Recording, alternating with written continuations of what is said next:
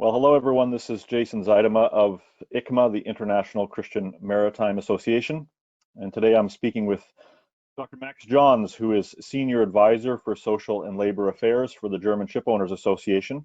He's Chairperson of the Labor Affairs Committee for the International Chamber of Shipping. And he's also Professor for Maritime Management at the Hamburg Business School. And he's speaking with us from his office near Hamburg, Germany. Welcome, Dr. Johns. Hi, Jason. So we're speaking today to understand the impacts of coronavirus on the shipping industry. It's a large industry to begin with. It's a major crisis. Can you outline for us what are some of the key things that the coronavirus has been disrupting in the maritime industry in the past weeks? Yes, the coronavirus has actually disrupted the maritime industry only to a small extent, and we have seen a very diverse picture. We've seen, on the one hand, on very extreme negative impacts, and strangely, we've also seen hugely positive impacts. On the negative side, very obviously, the greatest negative impact has been for seafarers. Seafarers have, in to the tens of thousands, be confined to the vessels and could not leave and could not get home when there was a crew change supposed to happen. That was probably the most severe impact.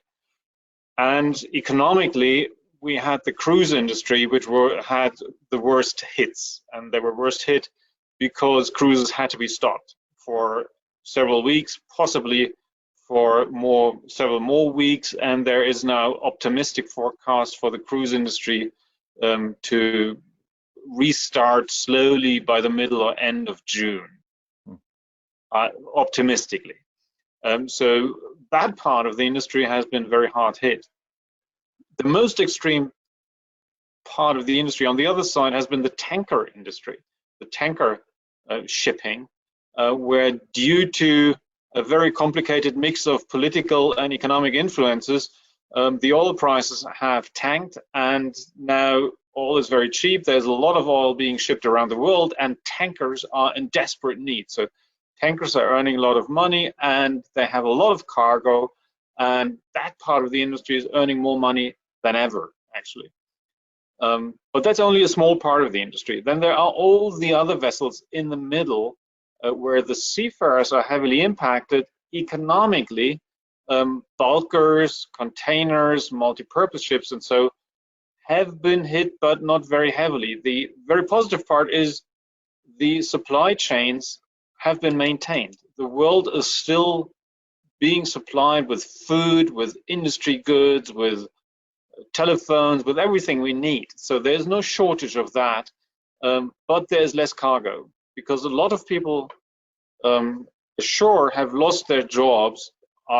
So there is a demand which is lower than before. So people can afford to buy less, so we can only transport less.